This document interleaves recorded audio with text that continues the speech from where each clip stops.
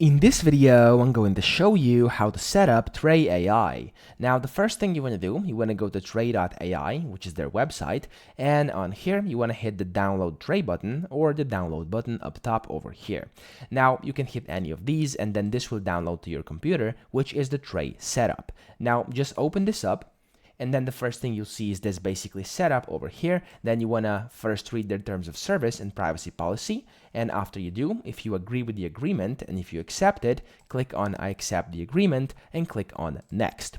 Here you have the option to add a desktop icon if you want to, and you have the other options as well, where you can, of course, it's your own decision, but you can add the Open with Trae action to Windows Explorer file context menu and the Windows Explorer directory context menu. So if you want that, you can enable it. If you don't, you can leave it like this.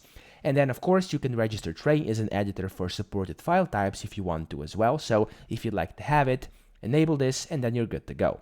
Now, you want to click on next, and here, basically, there's the summary of what you clicked on the previous step, and you can then click the install button. It's going to take like less than a minute, and it's going to be installed on your computer.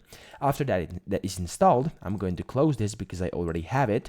You're going to be able to open up Trae, and then it's going to ask you to basically sign in or create an account, and then after you do that, it's going to ask you a few questions. You'll be able to import your configurations from other programs such as VS Code if you want to, or you can just skip it if you don't want that, and after you're done, you'll be able to see this over here, which is kind of the main dashboard, and this is actually Trae AI. You've successfully set it up. So that's pretty much it. I hope this video helped you out. If it did, please subscribe to the channel and help me out as well.